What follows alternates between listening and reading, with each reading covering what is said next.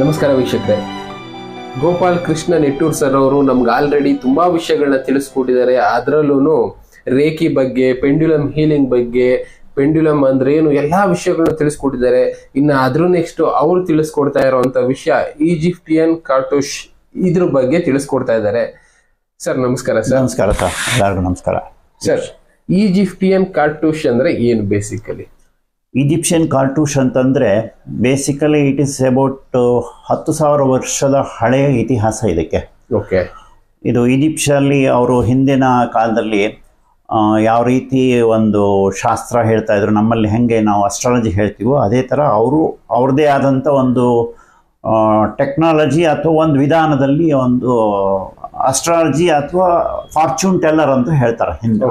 Fortune teller ಅಂತಂದ್ರೆ ನಾವು ಏನಾಗ್ಬೋದು, ಏನಾಗುತ್ತೆ, ಅದೃಷ್ಟ ಹೆಂಗಿದೆ ಅಂತ ತಿಳಿಸೋದಕ್ಕೆ ಅವ್ರದೇ ಆದಂಥ ಕೆಲವೊಂದು ಏಂಜಲ್ಸು, ಗಾಡ್ಸ್ ಆ್ಯಂಡ್ ಗಾಡೆಸಸ್ ಒಂದು ಕಾರ್ಟೂಶ್ ಅಂತ ಒಂದು ಸಿಸ್ಟಮ್ ಮಾಡಿಕೊಂಡು ಅದರೊಳಗಡೆ ಜ್ಯೋತಿಷ್ಯ ಅಥವಾ ಶಾಸ್ತ್ರ ಹೇಳುವಂಥ ಒಂದು ಪದ್ಧತಿ ಇತ್ತು. ಇದಕ್ಕೆ 10,000 ವರ್ಷ ಇತಿಹಾಸ ಇದೆ. ಕಾರ್ಟೂಶ್ ಅಂತಂದ್ರೆ ಆಕ್ಚುಲಿ ಅದು ಒಂದು rectangular shape, Oval shape with ಒಂದು ಕಾರ್ಡ್ ತರ ಇರುತ್ತದು ನೋಡಿ. ಈ ರೀತಿ ಶೇಪ್ ಅಲ್ಲಿ ಇರುತ್ತದು.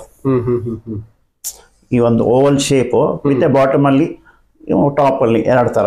ಈ ಒಂದು ಇದಕ್ಕೆ ಸಿಂಬಲ್ಗೆ ಅಥವಾ ಶೇಪ್ಗೆ ಕಾರ್ಟೂಶ್ ಅಂತ ಹೇಳ್ತಾರೆ.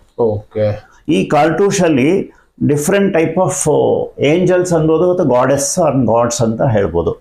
ಅವ್ರದ್ದು ಎಲ್ಲಾರ್ದು ಒಂದೊಂದು ಫೋಟೋಗಳನ್ನ, ಅವ್ರದ್ದು ಪ್ರತಿಮೆ ಅಥವಾ ಫೋಟೋಗಳನ್ನ ಹಿಂದೆ ಅವರು ಮಣ್ಣಿನಲ್ಲಿ ಮಾಡ್ತಾ ಇದ್ರು. ಆ ತರ, ಹೌದು, ಮಣ್ಣಲ್ಲಿ ಮಾಡ್ತಾ ಇದ್ರು.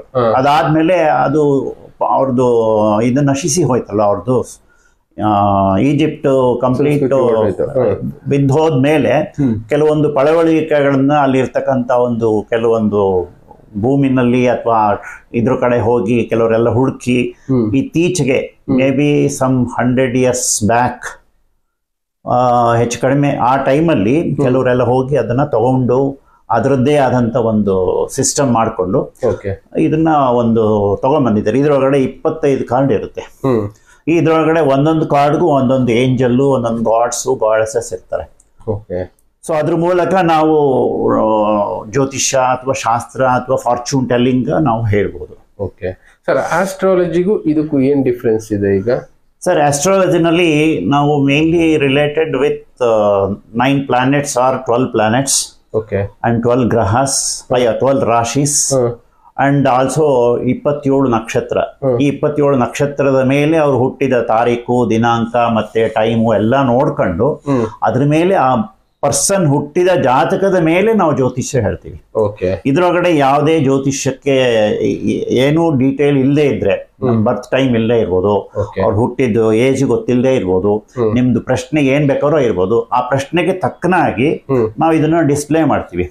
ಡಿಸ್ಪ್ಲೇ ಮಾಡಿ ಅವ್ರಿಗೆ ಏನ್ ಪ್ರಶ್ನೆ ಇದೆ ಅದಕ್ಕೆ ಕರೆಕ್ಟ್ ಆಗಿ ಒಂದು ನಿಖರವಾದಂತ ಉತ್ತರ ಸಿಗುತ್ತೆ. ಜೊತೆಗೆ ಆ ಉತ್ತರ ಜೊತೆಗೆ ಅದಕ್ಕೆ ಸೊಲ್ಯೂಷನ್ ಏನು ಅಂತಾನು ಸಿಗುತ್ತೆ. ಓಕೆ. ಈಗ ಹುಟ್ಟಿದ ಡೇಟ್ ಗೊತ್ತಿಲ್ಲ, ಏನು ಗೊತ್ತಿಲ್ಲ, ಜಾತಕನೇ ಇಲ್ಲ ಅನ್ನೋರಿಗೆ ಇದರಲ್ಲಿ ನಮ್ಗೆ ಸೊಲ್ಯೂಷನ್ ಸಿಗುತ್ತೆ. ಇದ್ರೊಳಗಡೆ ತುಂಬಾ ಅಕ್ಯುರೇಟ್ ಆಗಿ ನಮ್ಗೆ ಸೊಲ್ಯೂಷನ್ ಸಿಗುತ್ತೆ. ಹೇಗೆ ಅಂತಂದ್ರೆ ಈ ಒಂದೊಂದು ಡಿಸ್ಪ್ಲೇ ಮಾಡಿದಾಗ ನಾವು ಕಾರ್ಡ್ಸ್ ನ 2 ತರ ಡಿಸ್ಪ್ಲೇ ಮಾಡ್ತೀವಿ. ಒಂದು ಹೊರೋಸ್ಕೋಪ್ ಸ್ಪ್ರೆಡ್ ಅಂತ ಹೇಳ್ತೀವಿ. ಹೊರೋಸ್ಕೋಪ್ ತರನೇ ನಾವು ಡಿಸ್ಪ್ಲೇ ಮಾಡ್ತೀವಿ. ಅಂದ್ರೆ ನಾವು ನಮ್ಮ Indian system, south Indian system ಅಲ್ಲಿ ಕ್ಲಾಕ್ ವೈಸ್ ಅಲ್ಲಿ ಹೊರೋಸ್ಕೋಪ್ ಇದೆ. 1 ರಿಂದ 12ನೇ ಮನೆ ತರ. ಇಲ್ಲಿ ಆಂಟಿ ಕ್ಲಾಕ್ ವೈಸ್ ಅಲ್ಲಿ ನಾವು ಡಿಸ್ಪ್ಲೇ ಮಾಡ್ಕೊಂಡು ಹೋಗ್ತೀವಿ. 1ನೇ ಮನೆ ಹಿಂಗ್ ಹೋಗುತ್ತೆ ಆಂಟಿ ಕ್ಲಾಕ್ ವೈಸ್ ಅಲ್ಲಿ.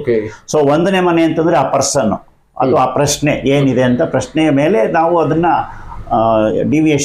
ಡಿವಿನೇಷನ್ ಅಂತ ಕ್ವಶನ್ ಮಾಡ್ಕೊಂಡು ಹೋಗಿ ಅವ್ರಿಗೆ ಅದಕ್ಕೆ ನಿಖರವಾದಂತ ಉತ್ತರ ಸಿಗುತ್ತದೆ. ಸೊ ಅದೇ ತರ ಇನ್ನೊಂದು ಸ್ಟಾರ್ ಸ್ಪ್ರೆಡ್ ಅಂತ ಇದೆ. 5 ಕಾರ್ಡ್ ಯೂಸ್ ಮಾಡ್ತೀವಿ. 1 2 3 4 5 ಅಂತ ಹೇಳಿ ಆ 5 ಕಾರ್ಡ್ ನ ಹಾಕಿದಾಗ ಒಂದು ಪರ್ಟಿಕ್ಯುಲರ್ ಪ್ರಶ್ನೆ, ಏನೋ ಒಂದು ಪ್ರಶ್ನೆ ಇರುತ್ತೆ. ನಮ್ಗೆ ಈ ತರ ಏನೋ ಜಾಬ್ ಸಿಗುತ್ತೋ ಇಲ್ವೋ, ಏನೋ ಪ್ರಾಬ್ಲಮ್ ಅಲ್ಲಿದೆ, ನನ್ಗೆ ಹಿಂಗಾಗಿದೆ, ಏನಾದ್ರು ಒಂದು ಪ್ರಶ್ನೆ, ಒಂದು ಪ್ರಶ್ನೆಗೆ ಉತ್ತರನ ನಾವು ಅದ್ರೊಳಗಡೆ ಸ್ಟಾರ್ಸ್ ಸ್ಪ್ರೆಡ್ ಅಲ್ಲಿ ಉತ್ತರ ಪಡಿಬಹುದು. ಓಕೆ ಸರ್, ಇದು ಮತ್ತೆ ಟೆರೆಟ್ ರೀಡಿಂಗು ಏನು ಡಿಫ್ರೆನ್ಸ್? ಟ್ಯಾರೆಟ್ ಅಂತ ಹೇಳಲ್ಲ, ಅದು ಆಕ್ಚುಲಿ ಟ್ಯಾರೋ ಅಂತ ಹೇಳ್ತಾರೆ. ಟ್ಯಾರೋ ಈಸ್ ಕರೆಕ್ಟ್ ಪ್ರೊನೌನ್ಸಿಯೇಷನ್ ಅದಕ್ಕೆ. ಸೊ ಟ್ಯಾರೋ ರೀಡಿಂಗ್ ಅಲ್ಲಿ ದೇರ್ ಆರ್ 78 ಕಾರ್ಡ್ಸ್ ಅಂತ ಇರುತ್ತೆ ಅದರೊಳಗಡೆ. ಅದು ಕೂಡ originally come from Egypt only. ಅಲ್ಲಿ ಅದರೊಳಗಡೆ ತುಂಬಾ ಒಂದು ನಾವು ಇದರೊಳಗಡೆ ನಾವು ಯಾವ್ದು ಕಾರ್ಡ್ ಬೇಕಾದ್ರೂ ನಾವು ಮೆಡಿಟೇಷನ್ ಮಾಡ್ಬೋದು. ನಮ್ಗೆ ಏನಾರು ಬೇಕು ಅಂತಂದ್ರೆ ಆ ಪರ್ಟಿಕ್ಯುಲರ್ ಕಾರ್ಡ್ನ ಮೆಡಿಟೇಷನ್ ಮಾಡಿದ್ರೆ ವಿಲ್ ಗೆಟ್ ದ ರಿಸಲ್ಟ್. ನಮ್ಗೆ ಏನ್ ಬೇಕೋ ಅದು ಸಿಗುತ್ತೆ. ಆದ್ರೆ ಆ ಟ್ಯಾರೋ ಕಾರ್ಡ್ ಅಲ್ಲಿ ನಮ್ಗೆ ಯಾವುದೇ ರೀತಿ ಆ ಥರ ಸಿಗಲ್ಲ. ಆಮೇಲೆ ಅದು ಸ್ವಲ್ಪ ಹೆದರಿಕೆ ಆಗುತ್ತೆ ಕೆಲವರಿಗೆ ಅದನ್ನ ಹೇಳುತ್ತಾ ಹೋದ್ರೆ. Some people will feel lot of frighten ಇದು ದೃಶ್ಯಗಳು ಸಿಗ್ತವೆ ಅದರೊಳಗಡೆ. ಸೊ ಕೆಲವ್ರಿಗೆ ಕೇಳೋದಕ್ಕೆ ಕೆಲವ್ರಿಗೆ ಹೆದರಿಕೆ ಆಗುತ್ತೆ ಅದು. ಯಾಕಂದ್ರೆ ಅದ್ರೊಳಗಡೆ ಲಾಟ್ ಆಫ್ ಒಳ್ಳೇದು ಇದೆ, ಇಲ್ಲ ಅಂತಲ್ಲ, ಬಟ್ ನಾನು ಅದನ್ನ ಯೂಸ್ ಮಾಡ್ತಾ ಇಲ್ಲ. ಸೊ ಇದ್ರೊಳಗಡೆ ನಮ್ಗೆ ಅಕ್ಯುರೇಟು ರಿಸಲ್ಟ್ ಸಿಗುತ್ತೆ. ಜೊತೆಗೆ ಇದ್ರೊಳಗಡೆ ನಾವು ಪರಿಹಾರ ಏನು ಅಂತ ಕಂಡಿಡ್ಕೋಬಹುದು. ಆಮೇಲೆ ಪರಿಹಾರದ ಜೊತೆಗೆ ಯಾವಾಗ ಆಗತ್ತೆ ಅನ್ನೋ ಪ್ರಶ್ನೆನೂ ಕೂಡ ಸಿಗುತ್ತೆ ಇದ್ರೊಳಗಡೆ. ರಿಸಲ್ಟ್ ಈಗ ಏನೋ ಒಂದು ಪ್ರಶ್ನೆ ಇರುತ್ತೆ, ಯಾವ ಟೈಮಲ್ಲಿ ನಮ್ಗೆ ಇದು ಬರುತ್ತೆ, ನಮ್ಗೆ ಪ್ರಶ್ನೆ ಕೇಳೋದು ಬರುತ್ತೆ ಅನ್ನೋದು ಕೂಡ ಇದ್ರಲ್ಲಿ ಹೇಳ್ಬೋದು. ಆಮೇಲೆ ಈ ಪರ್ಟಿಕ್ಯುಲರ್ ಒಂದು ಅವ್ರ ಪ್ರಾಬ್ಲಮ್ಗೆ ಈ ಒಂದು ಪರ್ಟಿಕ್ಯುಲರ್ ಕಾರ್ಡ್ನೇ ನಾವು ಅವ್ರಿಗೆ ಮೆಡಿಟೇಷನ್ ಮಾಡೋದಕ್ಕೆ ಕೊಟ್ರೆ they will get the result. ಇದ್ರೊಳಗಡೆ ಯಾವುದೇ ಹೋಮ ಪೂಜೆ ಪುನಸ್ಕಾರಗಳು ಯಾವುದೇ ರೀತಿಯ ಪರಿಹಾರಗಳು ಇಲ್ಲ. ಇದು ಡೈರೆಕ್ಟ್ ಆಗಿ ಮೆಡಿಟೇಟ್ ಮಾಡ್ಬೋದು, ಅವರಿಗೆ ಗೈಡೆನ್ಸ್ ಕೊಡ್ಬೋದು. ಒಂದೊಂದು ಕಾರ್ಡ್ಗೆ ಒಂದೊಂದು ಸಿಂಬಲ್ಗೆ ಒಂದೊಂದು ಅರ್ಥ ಇರುತ್ತೆ. ಒಂದೊಂದು ಕಾರ್ಡುಗೂ ಒಂದೊಂದು ಅರ್ಥ ಇರುತ್ತೆ, ಒಂದೊಂದು ಎನರ್ಜಿ ಇರುತ್ತೆ ಆ ಕಾರ್ಡ್ಗೆ. ಪ್ರತಿಯೊಂದು ಕಾರ್ಡ್ಗೂ ಎನರ್ಜಿ ಇರುತ್ತೆ. ಇದು ಸುಮ್ಮನೆ ಏನೋ ಒಂದು ಆಟಕ್ಕೋಸ್ಕರ ಮಾಡುವಂಥದ್ದಲ್ಲ. ನಿಜವಾಗ್ಲೂ ಅವ್ರಿಗೆ ಅವ್ರದ್ದು ಆ ರಿಕ್ವೈರ್ಮೆಂಟ್, ಆ ಪ್ರಶ್ನೆ ರಿಯಲ್ ಇರಬೇಕು. ಪ್ರಶ್ನೆ ಮಾಡೋರು ಏನೋ ಒಂದು ಕ್ವಶನ್ ಮಾಡ್ಬಿಟ್ಟು ಟೆಸ್ಟ್ ಮಾಡಕ್ಕೆ ಮಾಡಬಾರ್ದು. Because angels and goddesses are there with this. ಹಾಗೆ ನಾವು ಶಾಸ್ತ್ರಕ್ಕೆ ಹೇಳುವಾಗ 9 ಗ್ರಹಗಳು, ನವಗ್ರಹಗಳು, 27 ನಕ್ಷತ್ರಗಳು, 12 ರಾಶಿಗಳನ್ನ ನಾವು ಹೇಳ್ತೀವೋ ಅದರೊಳಗಡೆ ಅಷ್ಟೇ ದೈವಿಕವಾಗಿ ನಾವು ಕೇಳಬೇಕು ಪ್ರಶ್ನೆಗಳನ್ನ. ಇದ್ರೊಳಗಡೆ ಹಾಗೆ ಯಾವುದೇ ಸುಮ್ಮನೆ ಹಾಸ್ಯಾಸ್ವಾದ ಏನೋ ಟೆಸ್ಟ್ ಮಾಡೋಕ್ಕೋಸ್ಕರ ಕೇಳಬಾರ್ದು ಈ ಪ್ರಶ್ನೆಗಳನ್ನ ಇದ್ರೊಳಗಡೆ. ಏನಾದ್ರು ರಿಯಲಿಸ್ಟಿಕ್ ಆಗಿ ಲೈಫ್ ಅಲ್ಲಿ ಇರುವಂತ ತೊಂದರೆಗಳು ಸಾಲ್ವ್ ಆಗುತ್ತಾ ಹೇಗೆ ಅದ್ರ ಬೇಸ್ ಮೇಲೆ ಕೇಳ್ಬೋದು. ಹೌದು. ಈಗ ಇದ್ರೊಳಗಡೆ ಹೆಂಗೆ ಅಂತಂದ್ರೆ ನಾವು ಈ ಕೇರಳ ಕಡೆ ಅಷ್ಟಮಂಗಳ ಪ್ರಶ್ನೆ ಆಗ್ತಾರಲ್ಲ, ಆ ರೀತಿ ನಮ್ಗೆ ಇದರಲ್ಲಿ ಆನ್ಸರ್ ಸಿಗುತ್ತೆ. So accurate. ಗೊತ್ತಾಯ್ತು ಸರ್. ಅದು ಯಾವ ತರ ಈಗ ಒಂದ್ ಹೇಳಿದ್ರಿ ಆಸ್ಟ್ರಾಲಜಿ ಬೇಸ್ ಮೇಲೆ ಒಂದು ಇದ್ ಮಾಡ್ತೀವಿ ಅಂತ. ಹೌದು. ಅದನ್ನ ಯಾವ ತರ ಮಾಡೋದು ಅಂತ ತೋರಿಸ್ತೀರಾ? ಅಸ್ಟ್ರಾಲಜಿ ಮಾಡೋದಕ್ಕೆ ತೋರಿಸೋದಕ್ಕೆ ಮುಂಚೆ